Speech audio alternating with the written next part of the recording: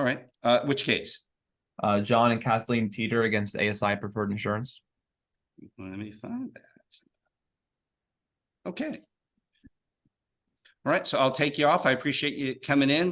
My only request in settlements is get it. It's the same as that you both want. Everybody in the case, get it wrapped up as soon as you can, so we can get the file closed for Supreme Court purposes. Absolutely, I think we should have the release over today. So terrific, terrific. All right, thanks for telling me that, and take care. Thanks, Judge. You're welcome. You got that one? Okay. Anybody else with an agreed order? All right. I've got a gentleman in the courtroom just here to listen. So I'm going to call that case first. So he can stay or go, make that decision early. It's Crowley versus Roger Eaton, 23 CA 2319. Go ahead with appearances, starting with Christopher Crowley. Colleen McAllister, Your Honor, for Christopher Crowley. Good morning, Your Honor. Ernest Sturgis on behalf of the defendant, Roger D. Eaton, in his official capacity as clerk of the Circuit Court for Charlotte County. Just for the court's knowledge, I also have a student from FSW Collegiate High School shadowing me today. She's off camera, but listening. Her name is McKinley Tingler. Well, welcome. Hi, thank you. You're welcome. So I think if there's somebody that is interested in being a lawyer and they come to me, the first thing I tell them is, do you know any lawyers? Do you have lawyers in your family? Have you been around lawyers? Have you seen what it's like to practice different kinds of law? So if you're in there listening to him, that would be the first thing I would tell you to do. All right. So on Crowley, I just want to say for the record, there is a court reporter on this one. All right. Is it you? Yes, sir. It would be unusual that you would speak up for another court reporter, but right. All right, Marianne. So Marianne, you know my rules. If you're unable to make a record for any reason, please let us know. We'll go back and make sure that we make it clear. Sometimes Zoom gets us, or we talk over one another in this Zoom world. So Yes, you sir. just let us know. I can usually tell by the look on your face. You're pretty expressive. Right. Thank you. You're welcome. All right. So I had a notice of hearing and an amended notice of hearing. It's respondent's motion for judgment on the pleadings, petitioner's motion for production of disclosure of agreement about how to proceed. Yes, Your Honor. We're going to proceed with my motion for the judgment on the pleadings first, which by our agreement, based on the court's ruling of that, will be dispositive of the petitioner's motion. All right. Go right ahead. Thank you, Your Honor. Again, I have the privilege of representing our clerk of court for Charlotte County in this matter. We're the respondent in a case where the petitioner, Christopher Crowley, sought an order from the court directing my client to release the transcript of a grand jury investigation of the death of Matthew Wright back in 2015. We filed an answer and defenses to that petition, indicating primarily that the transcript sought to be released by the court is not in existence. The basis for that is that in the grand jury case, which is 15-323-0, there is no order of the court directing the reporter to transcribe those proceedings. So therefore, our defense, very simple one, is that we simply cannot provide that which does not exist.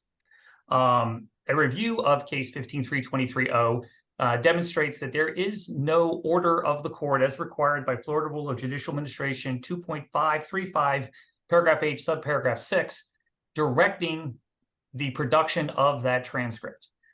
Therefore, the relief sought by the petitioner in their petition cannot be granted because the document they wish the clerk to release does not exist. Just by way of background, as a component of the defense of a ethics claim hearing that is upcoming for the petitioner. They're seeking the grand jury transcript to presumably introduce that transcript into evidence to support whatever defenses they tend to make. Now, but because the fact that the transcript does not exist, the petitioner's petition is unfortunately filed improperly and incorrectly. And as the pleadings demonstrate, the subsequent motion in this hearing, the motion to have the court order the transcript into existence, is a de facto admission of the fact that it does not exist and did not exist at the time of the petition, which completely supports the defense in this case that we cannot produce that which does not exist. Therefore, we are entitled to judgment on the pleadings when looking at precisely what is filed in this court and not taking anything outside of it. There are no affidavits, no depositions, no admissions, nothing of that nature in the file, nor anything that the court would review. This case, this petition, the request should have been brought in felony court. It should have been brought under the grand jury case number 15-3230. A simple search of the clerk's website under grand jury would have produced the case number and found the case for what the petitioner could have filed it there. The office of the state attorney is actually the proper party in this case. It is not the clerk. Filing this matter in civil court deprives the proper party, the office that is input into the petitioner's request. As a result, we're in the wrong place at the wrong time, and the pleadings demonstrate that. As a result of the petitioner's motion, the second motion on the docket today, they have conceded that the respondent's answer and defense are factually correct and legally binding in this case, which leads to only one result, that the respondent is entitled to a judgment on the pleadings dismissing the petition, and then the petitioner is free to seek their relief in the proper case, the grand jury case 15-3230, and with proper notice and input, if they choose, to the office of state attorney, who is the proper party in this matter. Your Honor, based on that, we are seeking the court enter an order granting our motion for judgment on the pleadings and directing judgment in favor of the respondent. Thank you. All right. Ms. McAllister, go ahead. Thank you, Your Honor. As counsel said, they've moved for judgment on the pleadings because they say Mr. Crowley requested a transcript, and there are no transcripts. When Mr. Crowley filed his motion with the court for transcripts, the motion made no admission that there was not a transcript. The motion specifically stated that it was based on the clerk's affirmative defense that no transcript had been ordered by the court. Now, the clerk says the petition should be dismissed because the requested document doesn't exist. The relief sought by the petitioner in the petition is not that narrow, and it is not, as counsel just said, precisely what was filed. The petition is entitled Petition for Production and Disclosure of Grand Jury Proceedings. On page 1, the petition asks the court to order disclosure of copies of the testimony, minutes, transcripts of instructions, and other evidence presented to the 2015 grand jury investigation into the death of Matthew J. Walker. The petition on page 2 references the clerk as custodian of the grand jury materials that are subject to the Charlotte County's investigation. On page 3, Mr. Crowley states he is petitioning the court to order the Charlotte County clerk to produce the records of the 2015 grand jury proceedings. And count 1, which was directed to the clerk, is a request for an order to file and to produce and file the records of the grand jury investigation. Count 1 asks for copies of testimony, minutes, and transcripts of instructions from prosecutors and other evidence. The remainder of the petition identifies the grand jury record materials as records 8 times. There is no further request for transcripts. On page 26 of the petition, the wherefore asks for copies of the testimony, minutes, and other evidence presented to the 2015 Charlotte County grand jury investigation. Contrary to the assertion that the document requested doesn't exist and the petition was filed prematurely, the petition primarily asks. The basis for adding transcripts, quite frankly, to the request for records was the 20-page presentment, which I filed as Exhibit C, with a lot of detail that I could not imagine could have been drafted from memory. Furthermore, on page 19, the petition cites the statute, section 905.171 Florida statute, which says the stenographic records, notes, and transcriptions made by the court reporter or stenographer during a grand jury proceeding shall be filed with the clerk.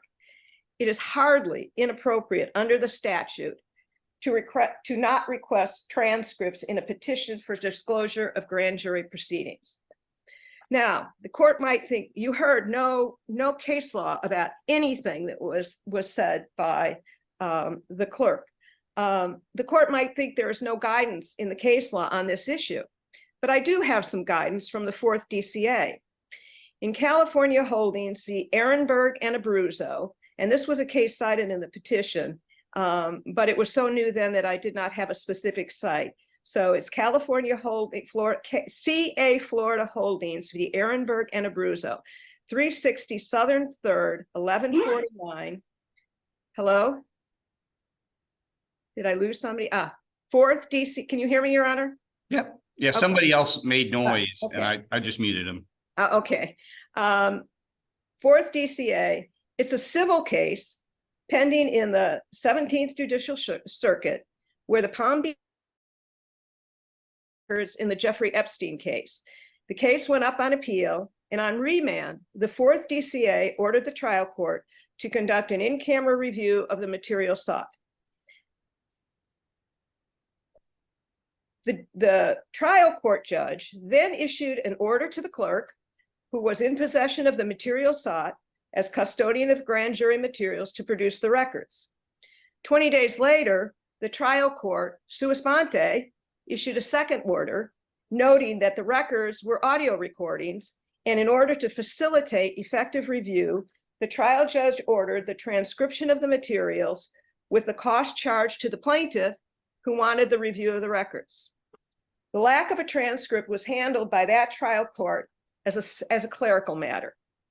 I knew about these orders, so when I saw the clerk's affirmative defense that put Mr. Crowley on notice that there were no transfers, I feel I properly filed a motion asking the court to do the same in this case. Order the transcription of the records with the cost charged to Mr. Crowley. And I believe that is the correct procedure, given no other guidance in the case law that I can find. It is not a dismissible offense to ask for transcripts when they don't exist. It's a clerical issue. Now, the clerk also wants the case to be dismissed because a petition, not a motion, was filed. The clerk alleges that Mr. Crowley should have filed a motion in the criminal case. Now, that would certainly be true in those cases where indictments are handed down and grand jury testimony is sought for use in the subsequent criminal proceedings. But here, there were no indictments, so there was never any subsequent criminal proceedings, and this case was dismissed 8 years ago. Counsel has offered no case law, no cite to any case law that would support a finding that that is the only way someone can bring a request for grand jury materials before the court. That I can find, there is no rule or even case law in Florida that prohibits the filing of a complaint or petition for disclosure of grand jury proceedings. The Palm Beach Post, again, is a case in point. It is a civil action litigated by some very top law firms, and for all the motion practice in the case, no one has alleged that the filing of a complaint was an improper way to access the court. They take issue with what was pled, but not how it was filed. Separate from the Palm Beach Post case, there are a lot of examples of motions that are not filed in the criminal matters. For example, there are lawsuits filed by witnesses that want to expunge grand jury testimony.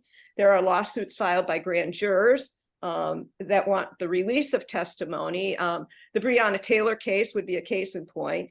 There are quite a few lawsuits in state and federal courts filed by historians and writers to release grand jury testimony that's historical. Some of the grand jury proceedings are more than 100 years old. The filing of a petition by Mr. Crowley instead of a motion does not warrant dismissal. Finally, the clerk claims that Mr. Crowley didn't sue an interested party. First of all, I would argue that that argument is outside the scope of the pleadings, and on a motion for judgment as a matter of law shouldn't be considered by the court. Nevertheless, the clerk alleges the Office of State Attorney is an interested party to the petitioner's request and not the respondent. First, the clerk has not explained how he has standing to assert the interest of any non-party in this petition. For example, no. Well, I mean, I'm not troubled by that. We hear about, it's essentially an indispensable party. I mean, it doesn't bother me. Some of the other stuff I worry about, but they either are or not an indispensable party. Well, again, this is a by law, first of all, the state attorney, neither the state attorney nor the office of the state attorney is in custody or control of the grand jury materials that the petition requests. Finally, this is a civil action. Anyone claiming to be an interested party may, at almost any time, assert by right of intervention under Florida Rule of Civil Procedure 1.230 a right to intervene.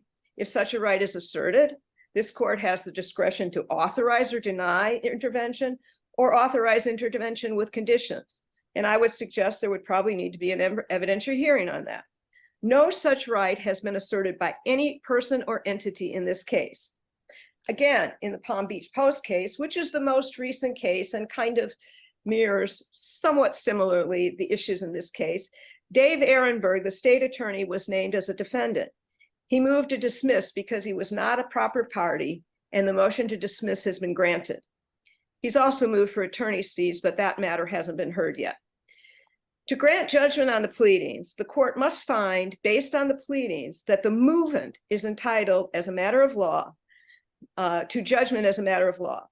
The rule is a narrow and very limited procedural device that is only appropriate where the only issues raised are of law. And that's Scarborough Associates versus Financial Federal Savings and Loan, 647 Southern 2nd, 1001, 1002, Florida 3rd, DCA, 1994. The threshold issue here is whether, on the facts, including the revelations of an 85-year-old grand juror named Luis Salcedo, the disclosure of the records would further justice under section 905(271) and 2 Florida statute and under the court's inherent authority. This requires an exercise of the court's discretion in applying facts to law and is not a question that should be decided by a motion for judgment on the pleadings. The clerk, in my view, has failed to show he is entitled to judgment as a matter of law, and I would ask that the court deny the motion. Opposing, he's already said he's agreed that should you deny the motion that we've stipulated to ordering the transcript. And if you want me to submit an order on that basis, I have a couple of samples here from the 17th Circuit that I can provide. Thank you, Your Honor. Thank you. Sturz, go ahead. Very briefly, Your Honor, while I agree with the standard that Ms. McAllister has identified, I would disagree that the court cannot find that as a matter of law, the clerk is entitled to a judgment on the pleadings. This entire request is based on the production of a transcript of the grand jury proceedings. While Ms. McAllister can certainly try to couch it as in other terms, essentially that is the core of what they are seeking. They are seeking, as part of the defense of the Florida Bar ethics proceeding, the testimony transcript of what was said in the grand jury proceedings. That transcript does not exist. By their motion, that is the second hearing scheduled for today, they have admitted that said transcript does not exist. As a matter of law, the court cannot order what does not exist. Therefore, we are entitled to a judgment of the pleadings as a matter of law. Again, Judge, I don't want to belabor the point. We did agree that we would not object to the second motion, the petitioner's motion for production, if the court was to deny this motion. We also agreed that if the court does grant my motion, then the second motion would be moot and would not be heard. So just to make sure the court has the full understanding of the agreement between Ms. McAllister. If she disagrees with my statement, she's certainly welcome to indicate so. So that's where we are, Judge. I believe we've met the threshold for the court to dismiss this case, or excuse me, to enter an order granting the motion for judgment on the pleadings and concluding this matter. Thank you. May I comment briefly, You may. Your Honor? Absolutely. Once again, counsel has failed to state any law, any precedent, any statute for that argument. Whereas I have not only stated a case that just came back from the 4th DCA and is about as current law as you can get, but I also have the judge's 2 orders in the circuit court case, which is case number 50-2019-CA-014681. And on the basis of that precedent, where there was a similar issue, and of course, in all of these proceedings, the transcript is the best way to review, the court merely handled it as a clerical matter. So again, I would ask that the court deny the motion. All right. Mr. Sturgis, I'm going to have you prepare an order. Yes, sir. And I like it when the order says, the motion of this date and the motion of this date came to be heard Yes, sir. on today's date. The motion for judgment on the pleadings is granted. 905.27 grants a substantive, I think it's really a procedural step for a judge to decide whether to release a transcript or to cause a transcript to even be prepared. And I don't know how that other case in the 17th Circuit came out, but neither the petition, the motions, nothing in this record indicates any procedural vehicle for why there would be a separate petition outside of that other case. So I think, I'm not sure, I don't feel like I have jurisdiction to do it the way this case is pled. 2, the transcript doesn't exist, so it's not, if you wanted mandamus, maybe there's a way for a petition for writ of mandamus, but that's not how this case is pled. The state's attorney's office is not here. Grand jury proceedings are run by them, so I think they would have to have notice. And again, it's not pled. This is not a petition for prohibition, mandamus, any of the traditional extraordinary writs. It's just a petition citing 905.27. Under these circumstances, you need to go to I'm assuming it would be a felony judge. I don't know who was here 8 years ago, but it would either be Judge Shannon or Judge Lisa Porter, who are 2 felony judges in the county, who would preside over these type of things. And I don't know even can't even give you advice about what the right person to direct that to is, but it would be in that case, not this case, the way it's pled. So on that basis, the motion for court order for transcripts is denied as moot. Is that without prejudice, Your Honor? No, it's with prejudice. I want you to be able to go to the right place. I want you to either trigger your appellate remedies or get to the right place. I don't want to monkey around with it more. All right. Thank you. Because you can't change at this point. You did a great job, but I still don't see, it's not pled in a way that I could evaluate the legal standards under those extraordinary writs. Number one. Number 2, I think the statute you cited is clear. It has to be by court order. Why would it be the civil judge as opposed to the judge that's oversees the grand jury, and which almost certainly is not the judge who was on that grand jury, who paneled that grand jury, because those judges have all retired. So I think it would be Judge McPhee or Judge Lisa Porter, who are our 2 felony judges. All right. I know Shannon McPhee quite well, obviously, since we litigated in Naples for a long time together. Yeah, and it sounds to me like you folks will, when you get over in that case with a judge who has something to do with grand juries, that this will proceed. But this one is dismissed with prejudice, both to trigger your appellate rights and 2, so you can get right over there and do that without. So I should say without prejudice as to pursue other procedural remedies, right? Thank you. Thank you for that. Right. I just don't want you to come back and do an amended petition No. alleging grounds for an extraordinary, where I'm going to say, well, that doesn't help me with the statute 0.27. So okay, so that's it. So you folks, thank you for being here and well done. Thank you, Your Honor. May we be excused?